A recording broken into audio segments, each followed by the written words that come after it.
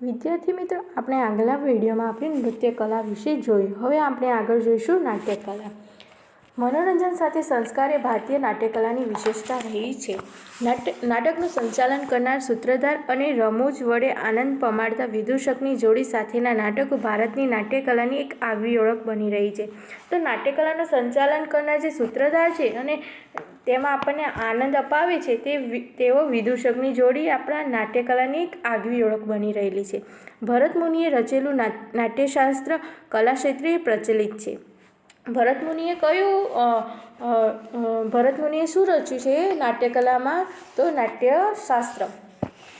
નાટ્યકલા એ નાટ્ય લેખક અને મંચન દ્વારા રંગમંચ ઉપર દ્રશ્ય, શ્રાવ્ય અને અભિનયના ત્રિવેણી સંગમ સાથે આબાલ વૃદ્ધોનું મનોરંજન અને લોક શિક્ષણ કરતી ભારતની પ્રાચીન કળા છે. તો નાટ્યકલા એ શું છે? નાટ્યકલા એ રંગમંચ ઉપર દ્રશ્ય, શ્રાવ્ય અને અભિનય એમ ત્રણેયનું ત્રિવેણી સંગમ સાથે લોકોનું મનોરંજન કરે છે, લોક શિક્ષણ આપે છે. તે આપણા ભારતની પ્રાચીન કળામાંની એક કળા છે નાટ્યકલા. ભરત મુનિ કહે છે કે એવું કોઈ શાસ્ત્ર નથી, એવું કોઈ શિલ્પ નથી, એવી કોઈ વિદ્યા નથી, એવું કોઈ કર્મ નથી કે જે નાટ્યકલામાં ન હોય. ભરત મુનિ રચિત પ્રથમ નાટકનું કથાનક દેવાસુર સંગ્રામ હતું. તો ભરત મુનિનું પ્રથમ નાટકનું નામ શું છે? તો દેવાસુર સંગ્રામ. સંસ્કૃત સાહિત્યમાં મહાકવિ ભાસે મહાભારત આધારિત કર્ણબાર, ઉરુભંગ અને દૂતવાક્ય જેવા નાટકોનો વારસો આપણને આપ્યો છે. તો સંસ્કૃત સાહિત્યમાં મહાકવિ ભાસે મહાભારત આધારિત કયા કયા નાટકો આપણને આપ્યા છે? તો કર્ણબાર, ઉરુભંગ, દૂતવાક્ય જેવા નાટકો આપણને આપ્યા છે. આ બધા પ્રશ્નો તમને એક વાક્યમાં પૂછાય છે, એટલે તમારે ધ્યાનથી આ પાઠ વાંચવાનો છે અને તૈયાર કરવાનો છે. મહાકવિ કાલિદાસના અભિજ્ઞાન શાકુંતલમ, વિક્રમોર્વશિયમ તેમજ માલવિકાગ્નિ મિત્રમ નાટકો એ સૌથી વધુ જાણીતી રચનાઓ છે. તો મહાકવિ ભાસે કયા કયા નાટકો રચ્યા? તો કર્ણભાર, ઉરુભંગ અને દૂતવાક્યમ. જ્યારે મહાકવિ કાલિદાસે અભિજ્ઞાન શાકુંતલમ, વિક્રમોર્વશિયમ, માલવિકાગ્નિ મિત્રમ. આ આપણને ખાસ ધ્યાન રાખવાનું છે કે કયા કવિએ કયા નાટકો રચ્યા.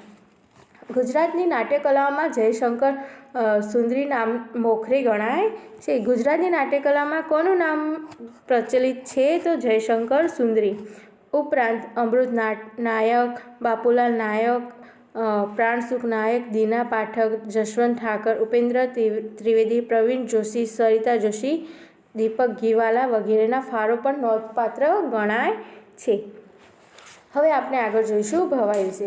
શાસ્ત્રકારોએ ભવાઈને ભાવપ્રધાન નાટકો કહ્યા છે. ભવાઈ એ અસાઈદ ઠાકર દ્વારા શરૂ કરાયેલ ગુજરાતની આશરે 700 વર્ષ જૂની વિશિષ્ટ પ્રકારની નાટ્યકલા છે. તો ભવાઈ સાથે કોનું નામ જોડાયેલું છે? તો અસાઈદ ઠાકરનું. સસ્તા ખર્ચે લોકશિક્ષણ સાથે મનોરંજન કરતી આ નાટ્યકલાને સોલંકી યુગમાં પ્રોત્સાહન મળ્યું. તો ભવાઈને કયા યુગમાંથી પ્રોત્સાહન મળ્યું કે ભવાઈ કયા યુગમાંથી તેનો વિકાસ થયો? તો સોલંકી યુગમાં. મોટાભાગે પડદા વિના ભજવાતા નાટકો, હળવી શૈલીની રમૂજો અને ભૂંગળ વાદ્ય સાથે સંગીત પ્રધાન નાટકો અને વેશ એ ભવાઈની વિશેષતા રહી છે. તો ભવાઈની વિશેષતા શું છે? તો ભવાઈની વિશેષતા એ છે કે તે મોટે ભાગે પડદા વિના ભજવતા નાટક છે. તે હળવી શૈલીની રમૂજ અને ભૂંગળ વાદ્ય સાથે સંગીત પ્રધાન નાટકો અને વેશ એ ભવાઈની વિશેષતા રહી છે. ભવાઈના વિષયવસ્તુમાં સામાજિક કુરિવાજોના પ્રતિકારનો પણ સમાવેશ થાય છે. ગુજરાતમાં કન્યા કેળવણી, બેટી બચાવ જેવા કાર્યક્રમો માટે રંગલા રંગલી જેવા પાત્રો સાથે ભવાઈ નાટ્ય પ્રયોગ યોજાયો છે. જે ભવાઈ ભજવે છે તે ભવાઈની શરૂઆત ભૂંગળ વગાડીને માતાજીની સ્તુતિ સાથે કરે છે. તો આપણને પરીક્ષામાં પૂછાય છે કે ભવાઈની શરૂઆત શેના સાથે થાય છે? તો ભૂંગળ વગાડીને માતાજીની સ્તુતિ સાથે થાય છે. હવે આપણે આગળ જોઈશું ગુજરાતના લોકનૃત્યો. ગુજરાતની ઉત્સવપ્રિય પ્રજાની વિવિધ કોમો અને જાતિઓમાં રીત રિવાજો અને પરંપરાઓ મુજબના લોકનૃત્યો જોવા મળે છે. આવા નૃત્યોમાં આદિવાસી લોકનૃત્ય, ગરબા, રાસ તથા અન્ય લોકનૃત્યો ગણાવી શકાય છે. તહેવારો, લગ્ન પ્રસંગો, મેળા વગેરે પ્રસંગોમાં નૃત્યો જોવા મળે છે. તો હવે આપણે જોઈશું આદિવાસી નૃત્ય. ગુજરાતના આદિવાસીઓમાં હોળી અને બીજા તહેવારો, લગ્નો, દેવી દેવતાઓને ખુશ કરવા માટે અને મેળાઓમાં નૃત્યો જોવા મળે છે. મોટાભાગના નૃત્યો વર્તુળ આકારે કરવામાં આવે છે. ગોળ ગોળ લોકો ફરીને નૃત્ય કરતા હોય છે. તો અમુકમાં ઢોલ અને રૂઢિ મુજબના મંજીરા, થાળી, તૂર, પાવરી, તંબુરા વગેરે વાજિંત્રો વગાડીને સ્થાનિકો લોકો બોલીમાં જાતે ગાઈને નૃત્ય કરે છે. આવા નૃત્યમાં ચારો તરીકે જાણીતા છે. વાજિંત્રો અને સ્થાનિક બોલીથી જે લોકો ગાય છે તે નૃત્યને ચારો તરીકે ઓળખવામાં આવે છે. તથા નૃત્યમાં મોર, ખિસકોલી, ચકલી જેવા પક્ષીઓની પણ નકલ કરવામાં આવે છે. નૃત્યમાં છે ને મોર, પછી ખિસકોલી, ચકલી જેવા પક્ષીઓ હોય એમની નકલ કરીને નૃત્ય કરવામાં આવે છે. ડાંગમાં પણ આવો મારીનો ચારો તથા ઠાકરિયા ચારો નૃત્ય જોવા મળે છે. તો ડાંગમાં કયા નૃત્ય જોવા મળે છે? તો મારીનો ચારો તથા ઠાકરિયા ચારો. જ્યારે ભીલ અને કોળી જાતિઓમાં શ્રમહારી ટીપણી નૃત્યમાં જાડી લાકડી નીચે લાકડાના ટુકડા જડીને જમીન ઉપર અથડાવીને તાલ દ્વારા સમૂહ નૃત્ય કરવામાં આવે છે. હવે આગળ આપણે જોઈશું ગરબા. ગરબો શબ્દ ગર્ભદીપ ઉપરથી બનેલો છે. આપણા ગુજરાતમાં ગરબો એ સૌથી પ્રચલિત નૃત્યમાંનું એક નૃત્ય છે. ગરબો શબ્દ ગર્ભદીપ ઉપરથી બન્યો છે. ઘડાને કોરાવીને તેમાં દીવો મૂકવામાં આવે છે અને તેની ચોમે કે તેને માથે મૂકીને ગોળાકાર રીતે નૃત્ય કરવું તે ગરબો કહેવામાં આવે છે. સમગ્ર ગુજરાત રાજ્યમાં નવરાત્રિ આસો સુદ એકમથી આસો સુદ નોમ સુધી દરમિયાન ગરબા રમાય છે. ગરબામાં મા આદ્યશક્તિ જગદંબાની પૂજા આરાધના કરવામાં આવે છે. સામાન્ય રીતે ચોક કે મેદાન વચ્ચે માતાજીની માંડવી હોય છે અને તેને ફરતે વર્તુળ આકારે મોટાભાગે તાળીઓના તાલે અને ઢોલના ધબકારે ગરબા ગાવામાં આવે છે. સામાન્ય રીતે ગરબામાં ગરબા ગવડાવનાર અને ઝીલનાર અને ઢોલના તાલે ગીત સ્વર અને તાલ મેળવીને 1 તાળી, 2 તાળી અને 3 તાળી અને ચપટી સાથે હાથના હિલોળા સાથે ગરબા ગવાય છે. ગુજરાતમાં ગરબા ઉપરાંત ગવાતી ગરબીનો સંબંધ મહદ અંશે શ્રીકૃષ્ણ ભક્તિ સાથેનો છે. ગુજરાતી કવિ દયારામ ગોપીભાવે શ્રીકૃષ્ણ પ્રેમની રંગભરી ગરબીઓ રચી ગુજરાતી સ્ત્રીઓમાં કંઠને ગુંજતો કર્યો છે. તો આપણને પૂછી શકાય છે કે ગુજરાતમાં રંગભરી ગરબીઓની રચના કોને કરી? તો કવિ દયારામ ગોપીભાવે. હવે આપણે આગળ જોઈશું રાસ. રાસ એટલે ગોળાકારે ફરતા નૃત્ય સાથે ગાવો. રાસ શું છે?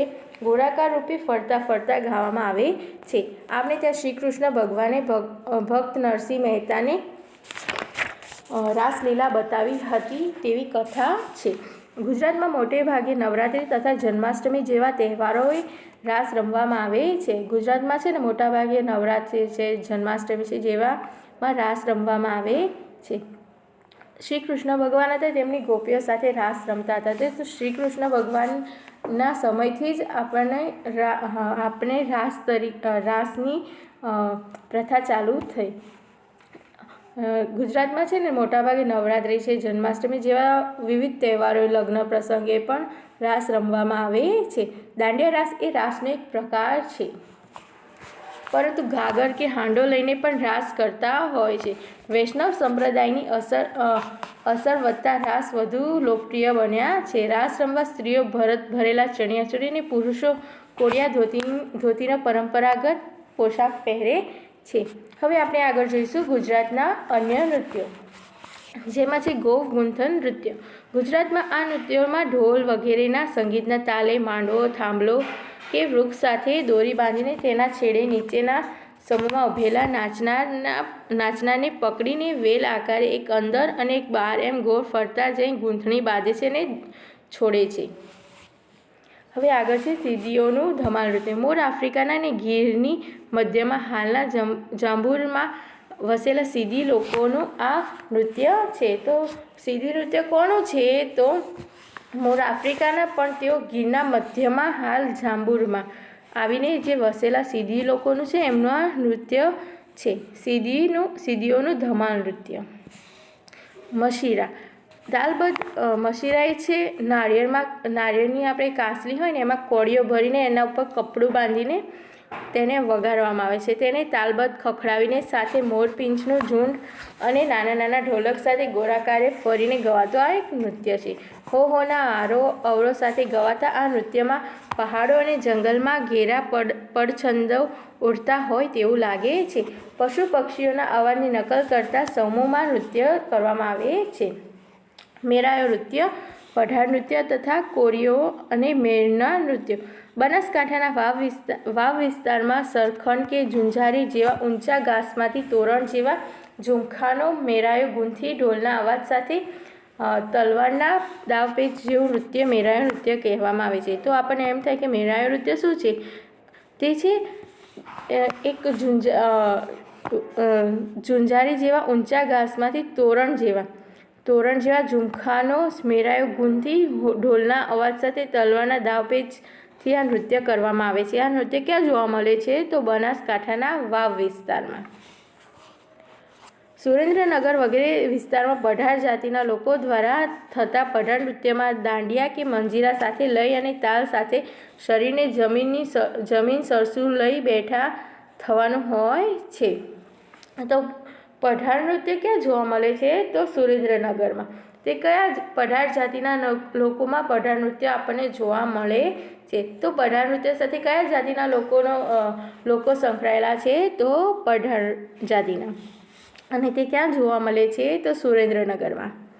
સાગરના મોજા કે એ મોજા ઉપર હિલોળા લેતા વહાણ જેવું દ્રશ્ય ખડું કરે છે. આ પઢાર જાતિના જે લોકો છે આ પઢાર નૃત્ય કરે છે તો આપણને એમ લાગે કે સાગરના મોજા ઉપર તેઓ જાણે મોજા ઉપર વાહન કેવું હિલોળા લેતું હોય તેવું નૃત્ય કરીને આપણને એકદમ સાગરના મોજા પર વાહન હિલોળા લેતું હોય તેવું આપણને દ્રશ્ય તેવું આપણા આંખ સમક્ષ રજૂ કરે છે. સૌરાષ્ટ્રના કોળીઓના કોળી નૃત્યમાં તેઓ માથે મધારેસીઓ, આંટિયારી ગોળ પાઘડી અને તેને છેડે આંબલા ભરેલું લીલા પટ્ટાનું બાંધણું અને કેડે રંગીન ભેટ પહેરીને આ નૃત્ય કરે છે. તો કોળી નૃત્ય કયા જગ્યાએ જોવા મળે છે? કયા વિસ્તારમાં જોવા મળે છે? તો સૌરાષ્ટ્રમાં. અને કોળી નૃત્ય સાથે કયા જાતિઓના લોકો જોડાયેલા હોય છે? તો કોળી.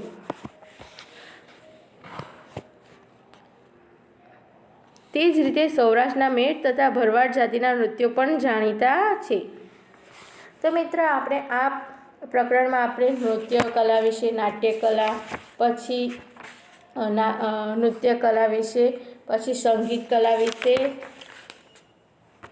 વિવિધ કલા વિશે આપણે અભ્યાસ કર્યો.